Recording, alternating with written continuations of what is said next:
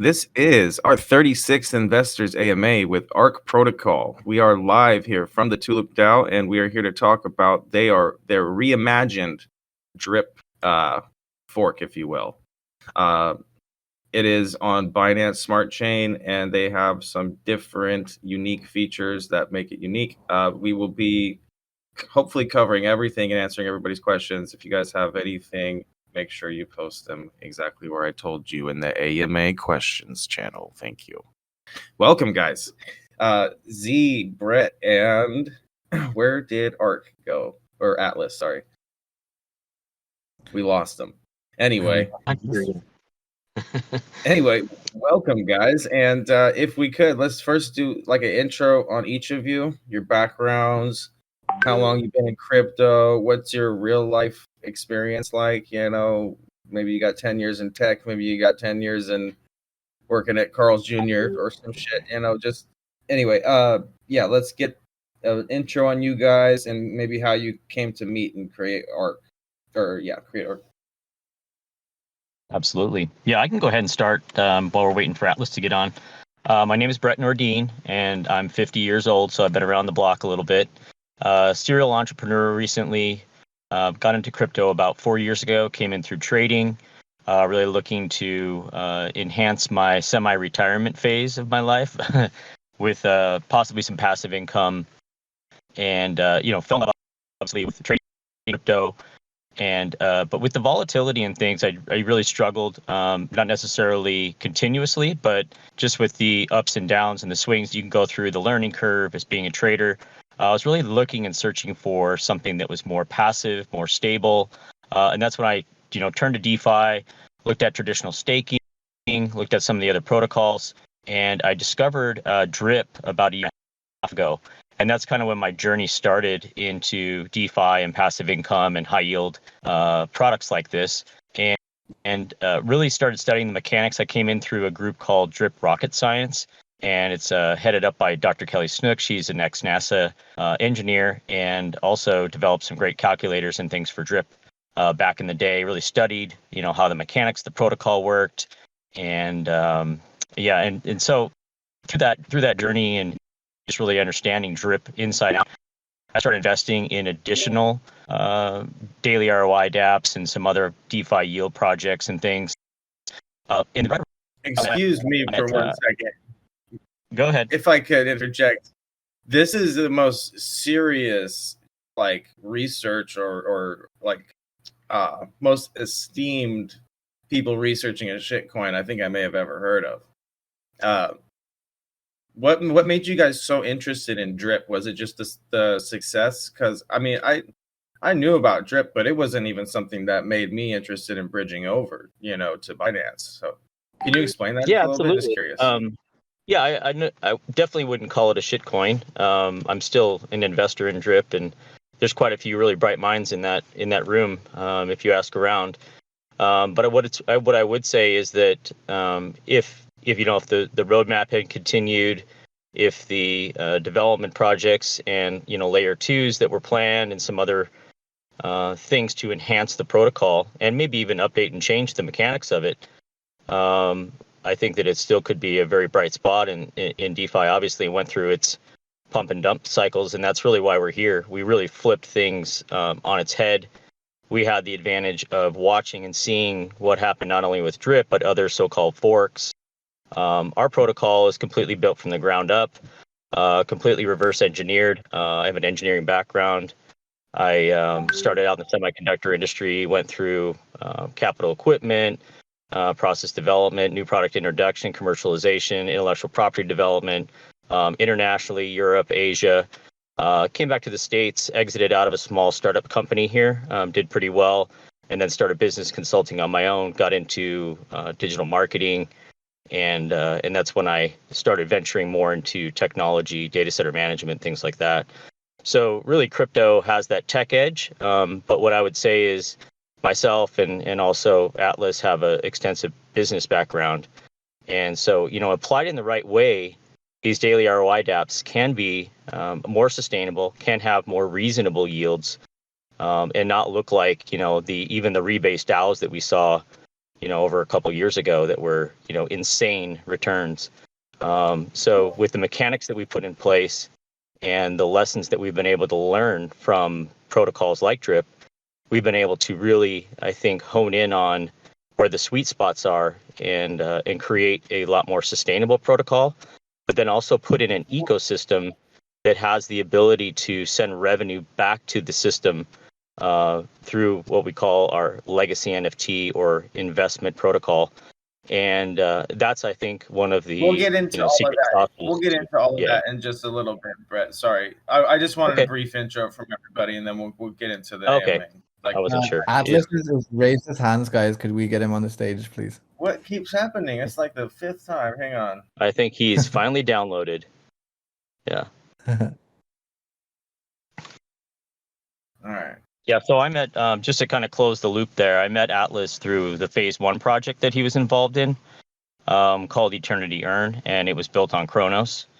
And it was one of the highest TVL projects. I think it is actually holds the record for the highest TVL project on Crow for that type of DApp.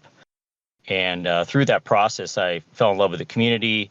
Atlas and I bonded on a lot of different levels as far as, what our intent is in crypto, how we want to change people's lives together, and what the long-term vision is for what it's now called Ark Fi, which was our phase 2 project. So we have a very aggressive roadmap.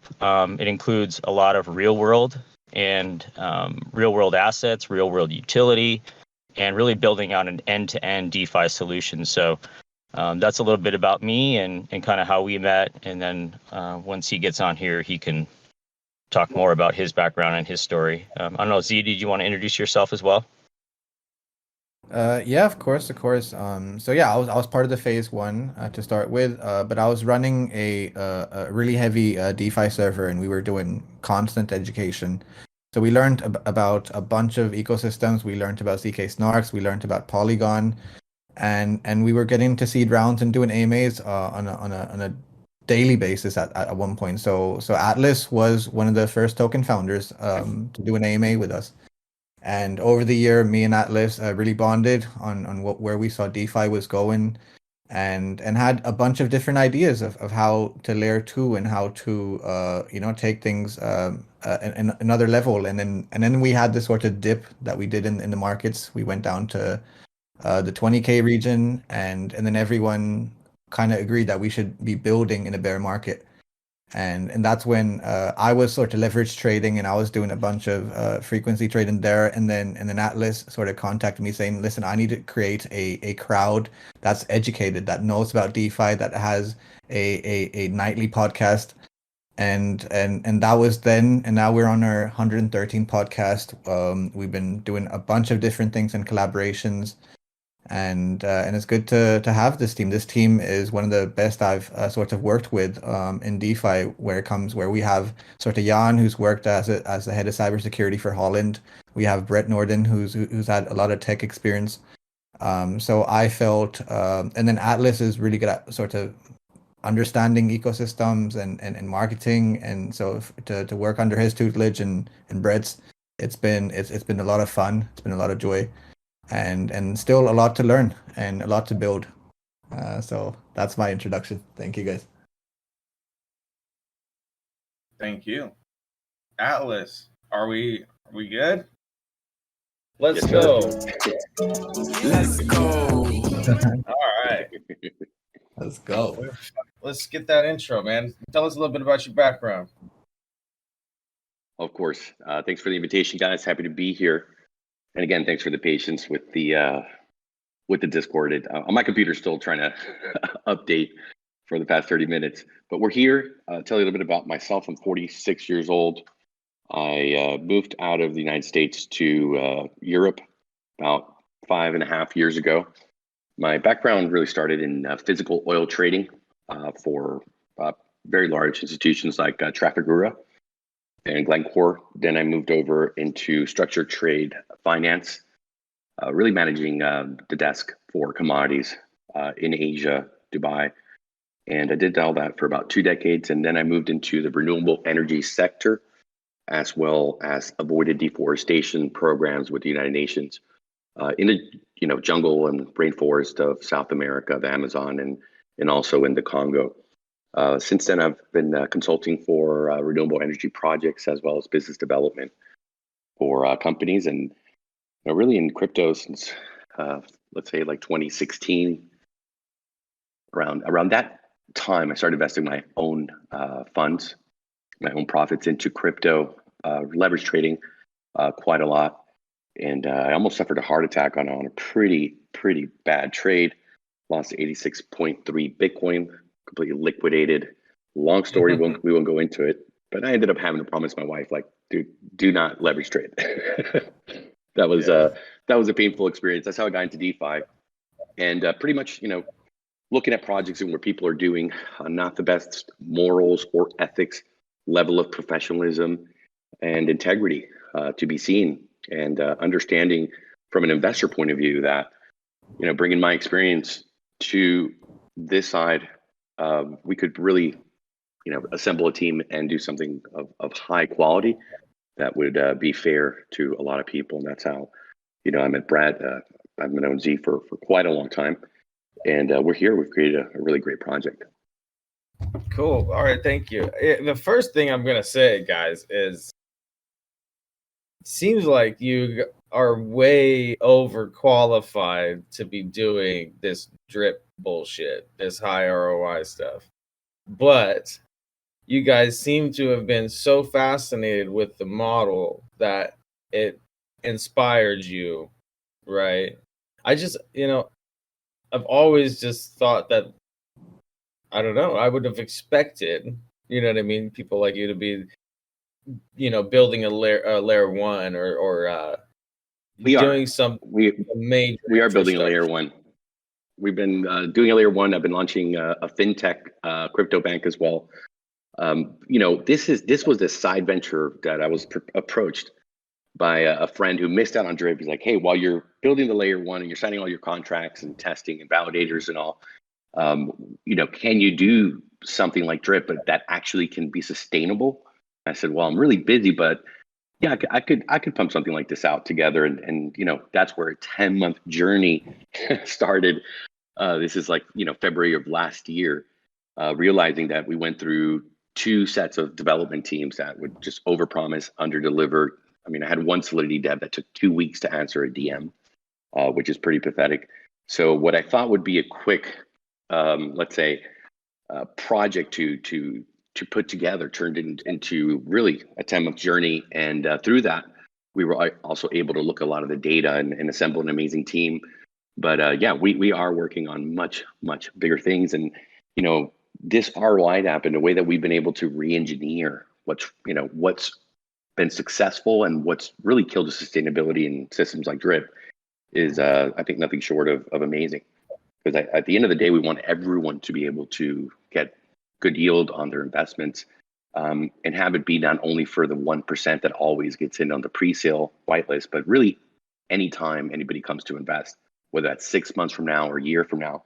And I thought it was quite an incredible challenge, and we've really been able to, even the playing field, so that the folks that come in later, they have the same real opportunity to invest like everyone else. Yeah. I'm not trying to discredit the work you've done, but I just think there's a mismatch of credentials and the degeneracy of the project. I think it's interesting. It's something that will give you guys a certain advantage, and my only question with these protocols comes down to sustainability, and we'll get there. But let's if you could, let's review what the hell the protocol is and how people can make money from it. So how they bring some USD, they bring some tokens. How does the process look like? What does the process look like? And what are the numbers like when it comes to compounding, claiming? Let's try to review that, get an overview of the platform, what you've changed from drip, all that stuff. Fantastic. I'll go ahead and let Brett give the whole tokenomics and how the system was re-engineered. And Z, if you could go ahead and show the D app and a bit of the white paper as we were doing before, that'd be great, so people can see what's been built so far. Thank you. Yeah, I think we'll just hit on some of the highlights. One of the big things that we've seen, and this is pretty much, most of the projects that are in this space, we see the big hockey stick up. We see all of the pre-salers and, the devs and everybody that kind of load up on the front end of these things. And then we see people that come in and they're basically supplying exit liquidity for, that 1% of the group that got into the pre-sale, or the friends of the devs, and even the project leaders themselves. And Or they the hold a devs big that bag. bought at the launch. Yeah. Yeah, and so they kind of hold a bag over the head of the rest of the community. And 4, 5, 6 months down the road, we see that big parabolic run up, and then we see the dumping start, and the dumping just doesn't continue, doesn't stop. And so we see that big hockey stick down. So we took all of that information and how the psychology of that works, but also the real world mechanics of what's going on during those pre-sales and what's going on with those launches, and we completely changed our full launch process. But then also going forward, what we did was any ARK tokens that are purchased, they get deposited into our vault, and so those are basically locked up. And the way the ROI DApp works is you have to then earn them out at a daily ROI percentage. And all of the pre-sale tokens, all of the launch tokens, anything that you buy right now automatically goes into the DApp. And so there's no tokens in the wild. You can't buy them on PancakeSwap or some other DEX. You can only buy them on our native DEX, on our swap page. And so that immediately... Brett, I can Yeah. see, if you guys pull up the chart, I'll share the chart for ARK, you guys. We've seen a couple similar protocols come through here, like Horde and not Horde, not here, but it's like Cyberlink and things that were similar to Horde, and they just never performed this stably. Well, and if you pull up our price chart, what you'll see on the price chart is that we had a little bump, but it was maybe pricing. You have what we call our intelligent liquidity controller, ILC. And what that does is it doesn't set a peg price like we've seen with Horde and some of the other LMSs, where they try to hold a peg for as long as possible, and then at some point, if the liquidity isn't there, they have to readjust the price. You get a big red candle, you get the run on the bank. And what we're doing is we're actually just watching very, very key metrics, so our KPIs, and we're determining what range that we should be holding. And what you can see is we've had a very balanced approach. We'll talk about those mechanics and things, what we encourage our investors to do versus some of the other protocols. But what you can see is that we hold a range, but that range is dynamic, and it's dynamic based on buy and sell pressure, just like any other token in the world. But what we don't want to do is have the big pump and the big dump. And so what we do is we hold a ceiling within that range, and during that holding of the ceiling, we're harvesting BUSD that we can later use to hold the floor. But that price range is very dynamic, so it can move up or down. But what we've seen with our protocol, based on the mechanics, is that we've been able to into a very tight range, and we've actually been enjoying, and all of our investors have been enjoying that tight price control. Sure, it's even. I just want to be clear here. Like even the person who bought the top is barely down. What? Not even 10%. No, it's like 4%, 4%. 4%. Yeah, and really what we're not. Yeah, and this isn't a coin that you're holding to try to get a 10x or 100x or something like that, because you're earning out the Ark Fi tokens as part of the daily My point is there's no losers here, pretty much. Correct. And that's correct. Fascinating.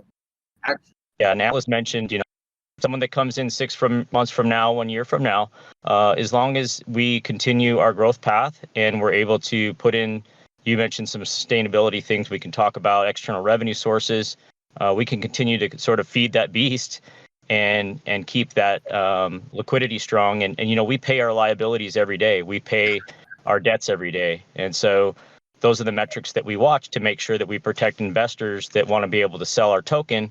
We have liquidity there to do that, and so that's part of the price controls. We gotta get into that.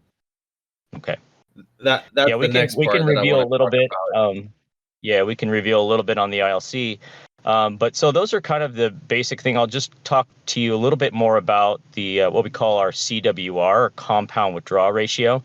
And what you may have seen or heard about in other daily ROI dApps is this mantra to compound to infinity. Everybody says compound, compound, compound, and you have all of these wallets sort of racing to this max payout. And we have a max payout as well. Ours is a little bit more conservative than Drip and some of the other ones. But at the end of the day, if you kind of teach or educate or promote that within your community, you're going to have all of the pre-sale wallets, all of the launch wallets, and all of the people that sort of ape in the first few months of the protocol with really large wallets, all trying to reach max payout at the same time, and it becomes this race mentality. What we do is actually force people to withdraw with our mechanics, and they have to follow a balanced compound and withdrawal ratio. So they can still compound and grow their account, or they can make redeposits or new fresh capital deposits, but we force them to withdraw early. And what that does is it pulls all of that liquidity pressure, all that sell pressure into the early life cycle of the wallet versus waiting for and kicking the can down the road for the end when you have really big wallets and all they can do is withdraw and sell at that point. There's nothing more for them to do. So that's one of the major mechanics. The other key one is what we call our net deposit value, and it's really a liquidity in minus liquidity out. If you're taking out more liquidity than you're putting in, then your NDV value drops. If it drops below zero, then you go from a 2% daily ROI down to a 1% daily ROI. So we throttle you if you're not bringing in more liquidity to the system than you're taking out. And you can also add liquidity through our referral reward program. So we have a big incentive to attract new investors. And that's really a lucrative part of the system. By bringing in other people through referral marketing, you're adding and contributing to liquidity.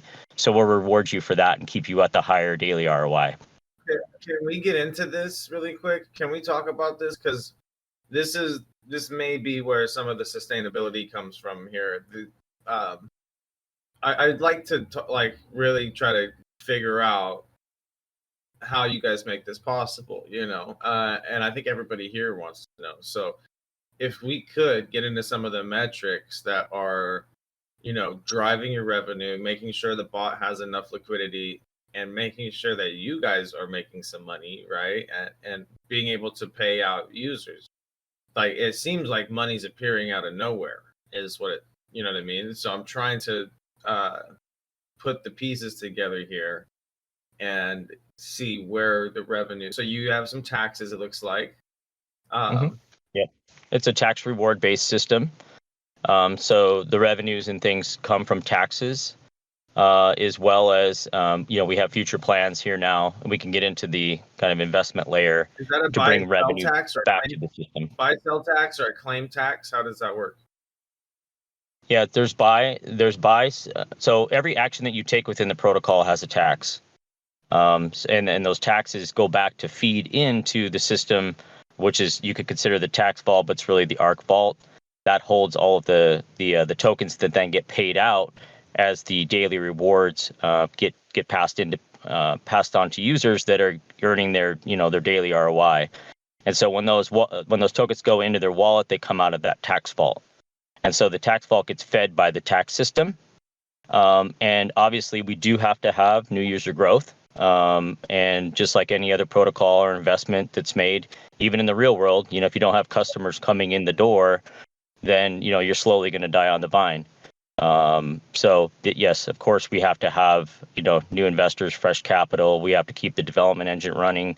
We have to do a good job of marketing and sales and all those things. So there is that element, and that's, always priority number one. Priority number two is also to bring in additional utility and use cases for the platform and the ecosystem to feed back revenue to the liquidity. Yeah. I think that the biggest flaw of the model is that, right? It's like it's fueled by volume and new money. It's kind of Ponzi-ish, and that's the biggest concern I have is you could say the same thing about you could say the same thing about Bitcoin. If you don't have people buying it and there's not a demand for the coin, it's not going to appreciate in price. So you could say that about any real world business. You could say that about fiat currency. Yeah. But Bitcoin I heard you definitely is not say a the word Ponzi. Ponzi. I just wanted to address that because it's definitely not a Ponzi scheme. If you understand Well, tax reward systems and let's be how clear. this Let's be works, clear. Don't get offended. yeah. Don't get offended and defensive. Everything in crypto is a Ponzi. Everything in fucking life is a Ponzi. Just get over it. Okay. Whatever.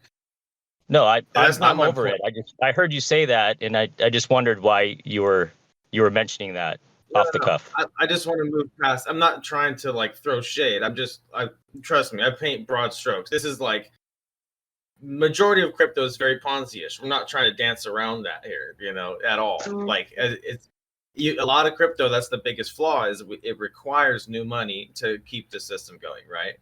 And that innately is Ponzi-ish. And it's not saying that this is a scam or you know what I mean, like you guys are Ponziing your way to fucking Valhalla, But my point is that true sustainability is derived from revenue generation without new money, right?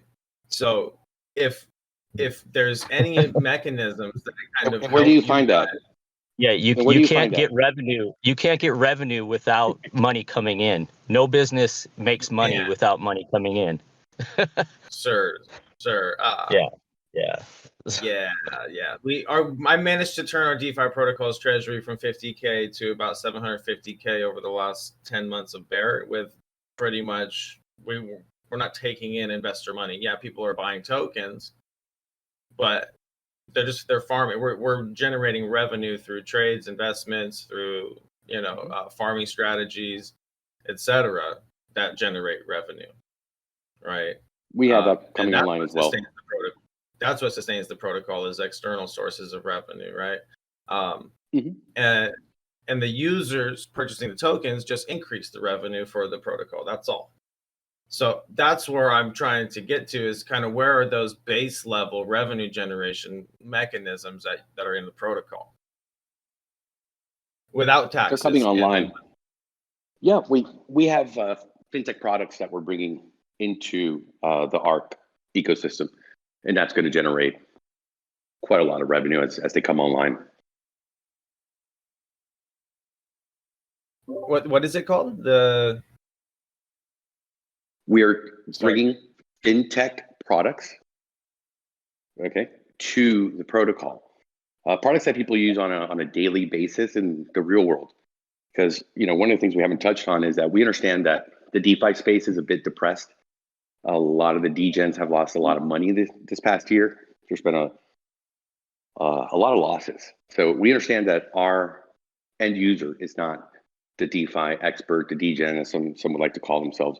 It's really the real world people, the truck drivers, the Uber drivers, the single mothers, nurses, farmers, people that are looking at their fiat decaying, cannibalizing every single day, right? And understanding that they hedge themselves. We kind of talked about this a little bit and how you guys want to market it more towards the average person who wants to invest a little bit, like a Acorns app or something, where you could allow people to invest into cryptos, into a fund, things like that, through an app, and it'd be a very Web 2 experience for the user, right? Well, it's really understanding that there's a lot of inflation everywhere on a global scale. You're looking at 100% inflation in Argentina. Just February 1st, over in Lebanon, they devalued their local currency by 90%. So these folks are really in a bad situation. They can't even trust their banks. These are the same people that less than 2 decades ago were down into Subway hunting rats so they could eat. And it's all coming full circle again. Devil's advocate here, bro. Honestly, you have an unproven protocol, right, with no actual revenue generation mechanisms, and if new money doesn't come in, there's potentiality you guys go insolvent and there's a bank run like there is on all these protocols. And you guys need to address that. I think that's the biggest concern here. Well, I just told you we are addressing it, and I said we have products that are coming online that these people use on a daily basis that are going to attract them to the protocol as a high yield investment on top of the fintech product that is coming online. So we have addressed it. Can we talk about I'm not going to tell you what it is. No, we don't work that way. People are tired. I'm tired of hearing developers promise things, these amazing roadmaps that they don't even have the team to execute it. We do. We have a mobile application that we're launching. One of our partners here, Jan, who was the head of IT security, cybersecurity for the country of Holland. He's a blockchain developer since 2011. He's helping us on our layer 1 and currently has 2 mobile development companies with 35 full-time employees, developers. And if you want a mobile app for these guys, it's going to cost you upwards of 400,000 euros. Their clients are mainly hedge funds, banks in Europe, and government entities. So we have the team to build it. And the way that we do business is we build it and then we launch. We don't tease and we don't promise, and we have a lot of IP and we have a lot of business experience and development. So when we have it, in a couple of weeks. Yeah, you guys are very professional, and that's kind of why I am addressing these hard questions, because I think that if you guys can solve those, then you know this really sets you guys apart. But you know, saying you solved it is much different than solving it. You know, so. Well, you gotta start somewhere, right? And you gotta have the team that has the experience, and we have that, and it's been proven. And in 66 days, we are the best performing ROI DApp in the space, without a doubt. So the smart money is coming in. We raised 1.3 million in November, 4 weeks, in a really tough bear market, and we were having record 2-minute sales. So the smart money understands what we've done here. They look at our backgrounds. You guys' funding and how, like, your runway and stuff. Are you guys good? Like, you guys have the funds to get these products developed? You don't need to be utilizing funds or revenue from the protocol, or what does that look like? I just want to, like, are you able to get these products developed? Or are you going to have to get more funding? Oh, no, we're more than well funded. We also have an external fund of $412,000 that's sitting there for these products that I'm mentioning. But the key here is that we started already with the staff that is a part of the team, like I told you about Jan. So we don't have to spend $400,000 to develop this amazing mobile application and our products. They're all done in-house because they're partners here. And the way that Brett explained to you the tokenomics work, we all have our tokens in the vault. We have to play the same game as our investors. So the only way we win is if they win, because we're literally on the same boat, right? The name Ark, as they say. So we don't have to raise any money. We don't have to go anywhere. We have everything here in-house. Every line of Solidity code was written here in-house. We also have an internal marketplace, everything built in-house. We're going to be launching that pretty soon as well, because we have a really good NFT product that's giving very, very nice yields. Let's talk about the NFT. All right. Brett, you want to go ahead and talk about it? Yeah, we anticipated, needing a layer on top of the daily ROI DApp and kind of the traditional protocols that we've seen, and develop a layer that creates an investment fund. And the legacy NFT is the name of that protocol, and it's really an ownership type protocol. It comes with DAO votes. It comes with some unique utilities in the protocol, but then also it generates an ROI. And there's a daily ROI. Right now, it's about 0.25% to 0.3% per day, which kind of from a degen perspective isn't a lot, but it's still a very nice yield paid out in BUSD every day to the holders of that, based on their percent ownership in the pool. So that rewards pool collects fees from the protocol. So anytime there's a buy and a sell of the Ark Fi token, the legacy NFT rewards pool receives 1.5% of those buys and sells. So it's fed by the fees of the system. And then those daily rewards are then paid out. 2% of the total pool is paid out every day. But then we have the investment fund that Atlas mentioned. And our job is to put together and kind of act as a steering committee from the team perspective, is to put those projects and opportunities together to expand the protocol, bring in external revenues, and we put those proposals forward to the DAO, and then they allow, we allow them to vote on the blockchain to whether or not we enter those investments or not is up to the vote of that DAO. Also, we're going to use the DAO component. If there's any major changes to the protocol, if we have to pivot or shift any kind of structure of the contracts and things, those decisions would be made by the DAO as well. So we kind of not only anticipated, having some kind of external revenue system, but we put the smart contracts and the structure of the ecosystem in place to allow us to expand and grow in that way. And then also these roadmap items that we mentioned, that DAO is going to be a key component to that, in that those legacy NFT holders will have a kind of front of line access to the new products that we roll out, and be a part of the decisions that we make going forward as far as where the project goes. So DAO governance is through the NFTs. Correct. Cool. And what's the price on the NFTs? You said they're 1% a day? No, right now they're paying out. It's a variable rate. Right now they're paying out between 0.25% and 0.3% per day. So the ROI period, the ROI period is less than a year right now, based on the current yield it's generating. What's that? Is it paying BUSD or is it paying ARK? BUSD. Oh. Okay. See, this is a product that makes more sense when it's integrated. Yeah, it's fully integrated, and also there's utilities in the protocol that come with the legacy NFT. So a lot of people have different reasons for buying it. Some of them want the DAO component and the daily ROI. Some of them want it because it allows them to generate referral rewards. So based on the level of NFT that you purchase, you can also get access to the 15 different levels below you. And when somebody compounds, you do receive a portion of that reward.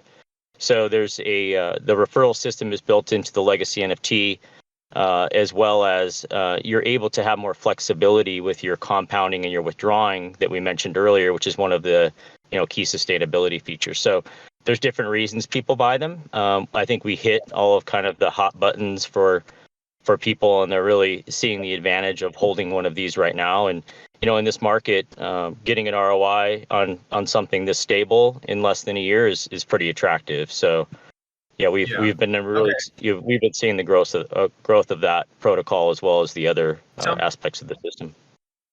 Tell me what happens to the money. You take in $9K for the NFT. Where does it go? 80% goes into the investment fund, and then 20% goes into the rewards pool. Rewards pool to be distributed to other NFT holders? Yes. Yep, it's an exclusive rewards pool that gets paid out. Yep, daily. That's where the BUSD comes from. But then also that pool is also fed by the buys and sells of the Ark Fi token. Can we talk about the investment strategies a little bit? Just a brief overview. What is the spread like, the portfolio? Yeah, that's what Atlas kind of touched on that a little bit, the fintech solutions, and I'm not sure if he wants to go into any more detail than that, but I'll let him talk about that. Well, just curious what that fund is doing, Are you buying crypto? Yeah, I mentioned it before. That's for the advertising for the fintech products, and so you're using that for development. That's correct. We have the team in place. So we have the team in place, so we don't have to pay them because they're already invested as part of the core team. We have a team of 11 developers full time.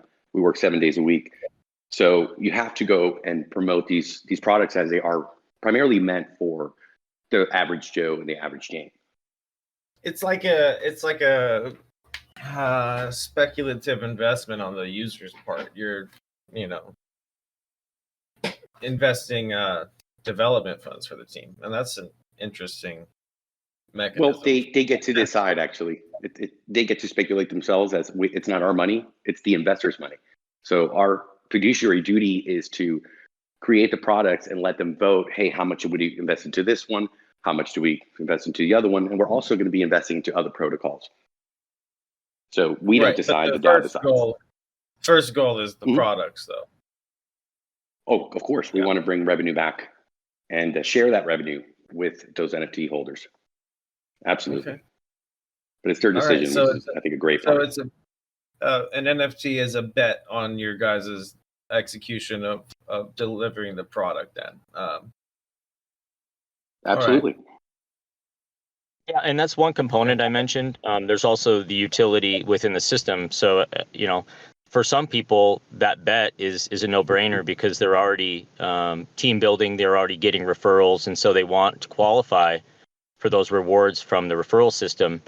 And so if they hold a legacy NFT, that's just, another revenue stream on top of the rewards pool that we talked about. So I guess it depends on how you look at it. If you're a team builder or not a team builder, if you're not a team builder, you're just playing a solo player, then you have to make the decision, do I want to hold this legacy NFT for the other utilities, the DAO vote, and then, based on the team's performance and their, their belief, I guess, in the external revenue opportunities that are coming, then they would hold that to, see the future. And that NFT also doesn't go away. So once they hold the NFT, they hold it.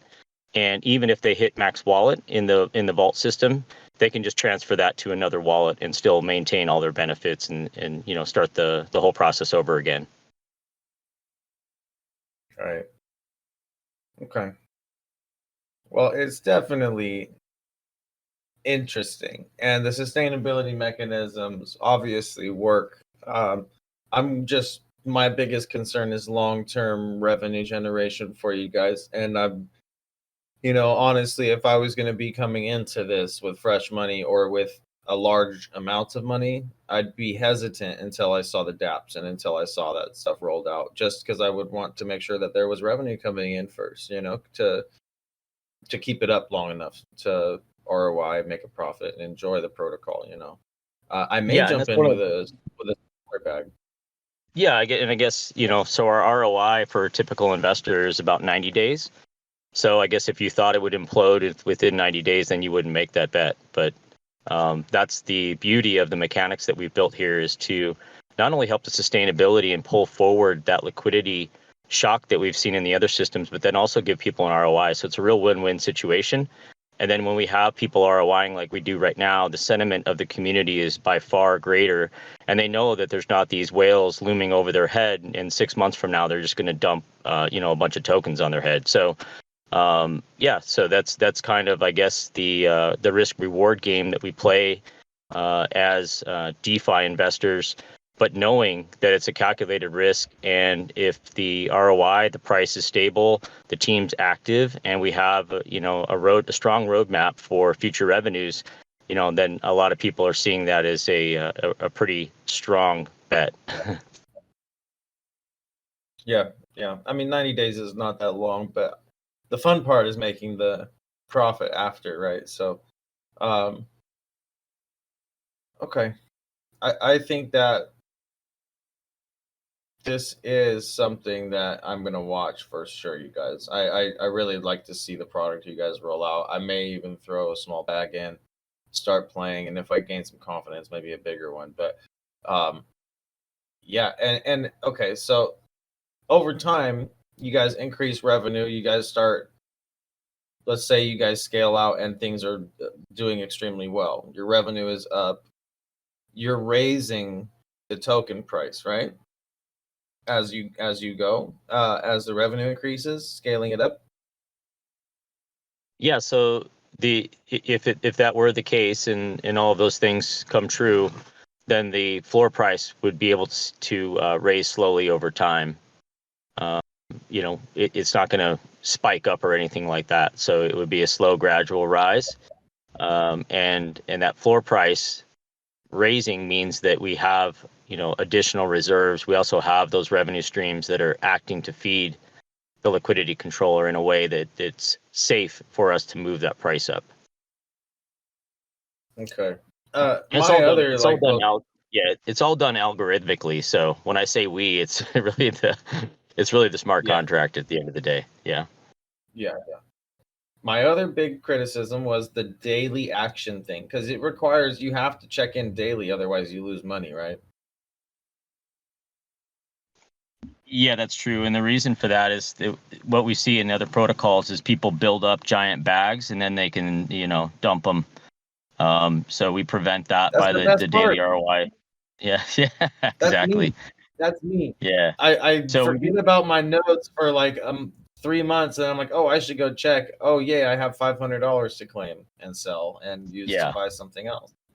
yeah. So we really wanted to smooth that out and having people take daily actions. They can do it manually, but we also have an automated system, an auto allocation system, so it can do it for you automatically as well. So you can set it, forget it. Does it take a fee?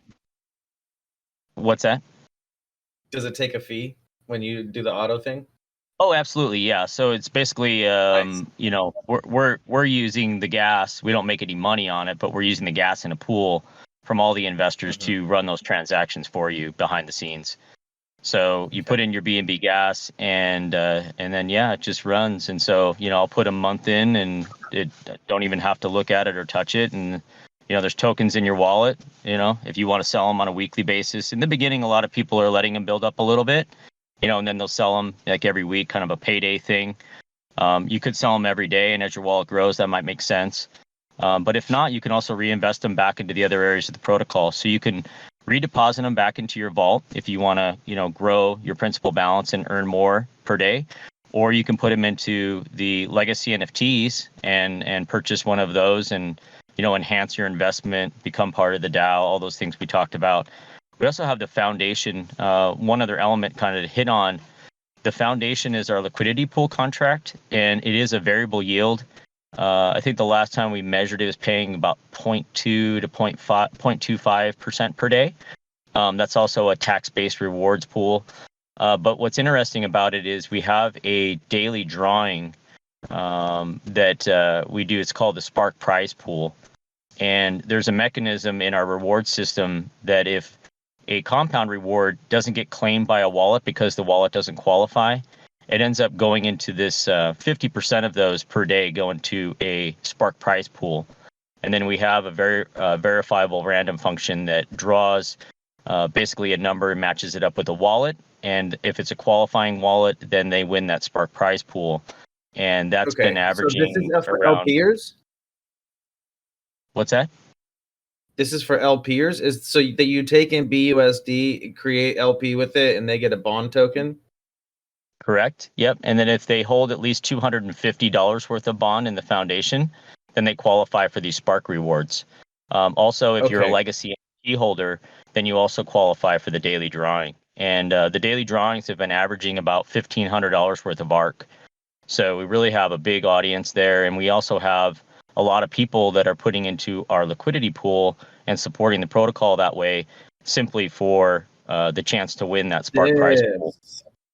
Yeah. You guys should have told you guys. Yeah, you should have given me this and told me to shut up. Like, this is really cool. This is something that is very unique. Drip did not do this, did they? No, this is like a lossless lottery almost is what it is, because we're using Ark, and so it's staying in the tax vault. It's a huge benefit to the people that win because it goes into their principal balance and also helps their NDV. So their NDV is what we talked about, which controls the up to 2% per day, or if you get a negative NDV, it drops down to 1. So this can really put your wallet into what we call nitro mode, really supercharges your earnings every day. And so yeah, people are seeing the value in that, and they're voluntarily putting money into the foundation, or they're buying the legacy NFT just for the chance to win and then get all the other benefits as well. The foundation also. Sorry to interrupt. Is there any lockup like periods on the bonding? You can redeem and withdraw whenever you, or deposit withdraw whenever you want. Correct. Yeah, there's no locking period. It's fully liquid, but there is a 10% tax in and 10% tax out. Ouch. 10%. Well, yeah. There's a variable yield, and it's paying you about 0.25 to 2, somewhere around there per day. So you can easily get that 10% tax back if you're, in the investment and you need it for the referral rewards, or if you want to qualify for the Spark reward. So we've had a very, very steady growth path of the liquidity that's in that pool. How much user liquidity do you have right now? In the foundation, we have, I think, over 230,000. You might, I mean, are you guys, is that tax really helping you on that? Because I feel like if you Absolutely. dropped it, you might get more user liquidity, and that would really help your guys' sustainability model. I'm just positing here. So the tax is just for that is for that rewards pool, and then part of it also goes to feed the ILC. So it's definitely helping, deepen our liquidity, and then it also supports the ILC as far as like buybacks and supporting the price I mean, floor. that jackpot's big, so I mean, you could cut that in half, dude, and still be, I mean, getting people to deposit. I guarantee it. That's At some point, we will do that, but we feel like the incentive is there, and it really drives that, the excitement in the community, and it's sort of become a focal point for everybody. Winning the Spark Prize, everybody gets really excited. So it's like winning a significant lottery. Just saying, as somebody who's not in the ecosystem, and I think speaking for everybody here, if I saw a 1 to 5% deposit fee right there, I would probably go do that like right now, honestly, because that is a much safer way to get access to the protocol. For me, until we see the revenue generation and the sustainability play out, at least where I'm at in my decision-making process, for people like me who are wanting to come in, maybe slightly hesitant, I think that would do wonders for you guys. That's just some feedback. But okay, so this really helps my opinion of the protocol, you guys. Just the Spark Vault. The name was misleading at first, and it threw me off. I didn't understand what was happening. But now that I understand that you're taking in BUSD, creating LP, and then paying out rewards to the user for holding a bond token is very cool. It's very cool. And to add a little bit to that, we talked about the folks that are facing, hardcore inflation around the globe. This could be for them, think of a high yield savings account, BUSD liquid in and out. You could have, 10 accounts with 250. You qualify every night for 10, accounts, which is massive. And if you need the funds, just take them out. But you combine the ability to win the rewards, which are massive, and they're growing every single day as more people join the system. Ideally, we're to see this go to 7, 8, 10, 12,000 per day that somebody could win, and instantly you're earning 2% off of that. So it's so well balanced out. But for those folks, as I told you, part of our initiative here is, we're developing real world business utilities through fintech. So, do you want to have an Argentinian, Venezuelan bank with 1,000,000% inflation, or would you come to the foundation where pretty much for having your funds in there, you have this amazing ability to win, a windfall? Yeah, I think the biggest issue for users like that, I mean, if you're going to bring that scenario up, would be access to their liquidity, right? If it's locked in a platform, they can't really access it. Yeah, they're earning yield on it. If it's money that they don't need to access, great. No, but you can access it. That's what I'm saying. 24 hours, 7 days a week. With the bonding, and you're earning. Yeah. Correct. So that in itself is a massive product. And believe me, we're knocking on doors. We're going global. We're going to be doing Zoom meetings in 8 to 10 different languages where people are going to be. We're going to market this as a high yield savings bank account in crypto, where you get this massive opportunity to get a reward. You're getting 0.25 to 0.35 per day variable. This thing pays for itself really, really quickly. Everything here does, which is amazing. The LP, there really is not a better LP to be farming if it's paying well. You have a price that goes sideways and hopefully up perpetually, unless something goes horribly wrong. So yeah, you're LP farming something that is ideal for LP farming. Yeah, and the idea here is that we don't want anyone saying they got in too late. So you're seeing that dynamic, stable price. We know there's a whole narrative. Hey, if I didn't get into the whitelist pre-sale, I'm not investing. And you know what? They're right. I don't blame people who think that way. because it's always the same game over and over. Hockey stick up, hockey stick down. If you're in early, you win. If you come in later, you're the exit liquidity. So by balancing it out, we've been able to show people, we haven't had anyone say, oh, I'm too late to invest in Ark. It's been 66 days. Just about everyone that came in. What? Are you on the bank? What's that? Are you on the bank? I don't know what that is. D-Bank? Or maybe I don't understand it. D-Bank? I don't know what that is. Yeah. Really? No, Sir, yeah, I don't know. you just threw up a red flag, sir. dbank.com. Is your I don't know token on D? Okay. DBank is a portfolio and token asset and farm tracking. So you asset tracking for DeFi. Like the highly DeFi recommend- Llama? No. That's more TVL. It's more for wallets. So you can check wallets and see what they're holding. You can track your own holdings. It's a really, really nice tool. Should definitely check that out. Similar to Dune? Is it similar to Dune? No, just go Like to analytics? dbank.com. No, Okay. Here, dude. Maybe Z. posted- Z, do you know about it? Because Z's in the Somebody's know. got it. He's our in-house DeFi expert. He's a great dude. Do you know about this? Yeah, thing he's talking about? D-Bank is pretty awesome. I like it. I've used it before. Okay. I was just asking if your token and your farms are on there. You should get them on there if they're not. Nice. People like to see their balances. That was just Would it be an issue quick that question. you can't buy this? You can't get into the bond LP unless you go through our swap and our DF. Is that an issue for these platforms? It could be. You may just need to provide contracts for them, and then they track the contracts that hold the value. Awesome. But wherever the liquidity is where it needs to see it. It can track your TVL that's staked in those contracts, and it can track the value of the token and how much you're holding. So, yeah. Okay. For sure.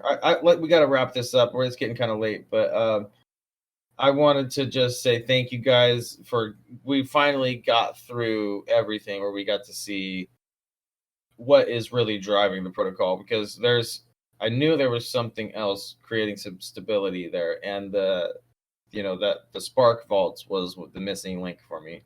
So curious to see how the apps come out, how they unfold, how they're executed, and what they look like when they come out, how much revenue that creates for you guys, and what that looks like for the future. I know there's a few guys who are already invested. The Spark vaults have given me an opportunity to consider dropping some funds in this week, maybe next week. So, yeah. Cool Wind asks, how many tokens should he possess to use the syndicate viewer? Is there any minimum limits? No, there's no minimum. Does he already have an Ark Vault account? That information was not given to me. Okay. Right. I assume anybody can access the syndicate viewer. But without a vault account, it's kind of useless because you can't see your uplines, your downlines. I guess you could put another person's wallet in there. Oh, okay. So the answer, yeah, I think he's asking, why doesn't it work? Does he have to have money in to actually see data there? And I think the answer is yes, obviously. Who's managing the vault investments currently? It is being managed by the DAO in the future, right? Not yet, but who is doing it now? When you mean manage, what do you think they mean when they say managing? Well, you're going to have an investment fund, I'm assuming, once We the have product it is already. delivered. Right. So what he's wondering what the risk profile is for, your investment fund. What are you buying with it? I was asking the same thing. Right now, it's going towards development, but in the future, I think we're trying to figure out what's that fund going to be used for. Correct. It's for the products, and the DAO will be making the decisions whether to invest into which of the products that we're able to bring online and working on right now. Okay, So we're getting strictly them all flushed out. That's correct. And okay. we might invest into other protocols as well and let them vote. And how much of that? Currently, we have 412,000 sitting there, BUSD ready to go. So we want to diversify that Yeah. investment fund, but everything's being brought up to vote. We haven't done a vote So yet. somebody could create a DAO vote and just be like, we want to buy 100K worth of ETH, and if it passes, you guys buy ETH. Correct. Got it. Okay. That's traditional governance. That in the beginning though, Cam, they're focusing on getting the products developed. That's the key here. Correct. Can you go over the referral system and all the bonuses? Fast was asking. Sure. Brett, you want to talk about the...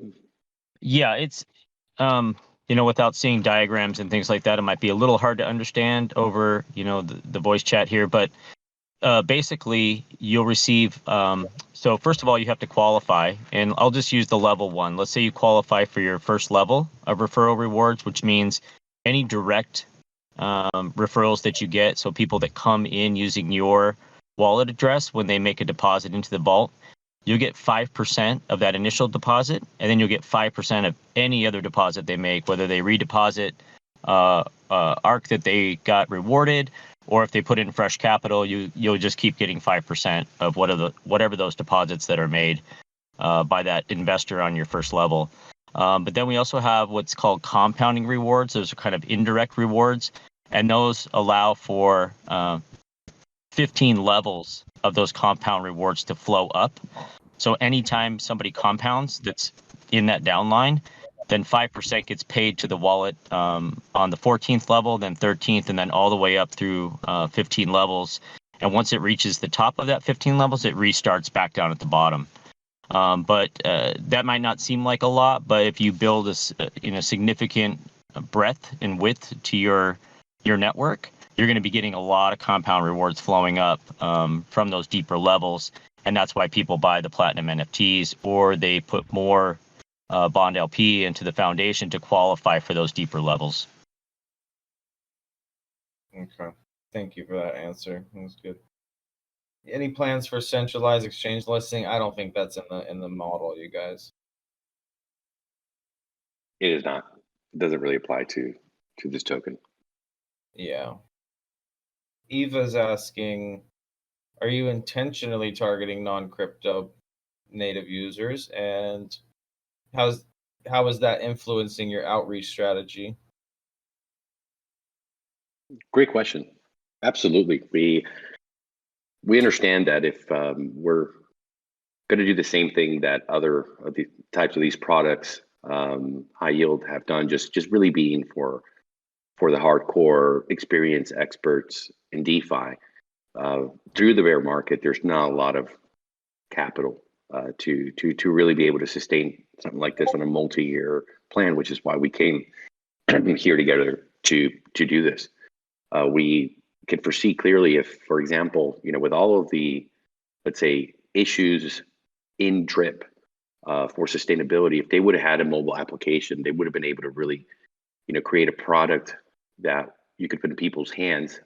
People have never used MetaMask, and could get them into the protocol. I think the growth would be absolutely massive if you do it correctly. That's what we have here on the team, the mobile app developers. So we see that as the market that's really looking for speculation into DeFi. We could have really have written a better story seeing what's happening with staking in US-based exchanges. They're going offline, the staking ability. So right there, the folks that are already understanding staking are low-hanging fruit, and then we're looking at just the regular folks that don't want to read a white paper. They just want to take 3-5% of their liquid capital and put it into a high-risk, high-reward system, but that's done by professionals, and the systems have been balanced out for sustainability on a long term.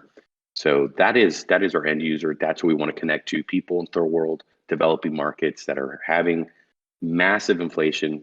They're having issues with their banks, and they can see this as an alternative to hedge their fiat that's just, turning into worthless, trash. We're seeing this happening. So we see the market, we see our end user, and we think there is where not only are these folks going to be able to survive, but thrive in the system. All right, thank you. That was the last relevant community question we had. So we're going to wrap this up. And I wanted to thank you guys for your time.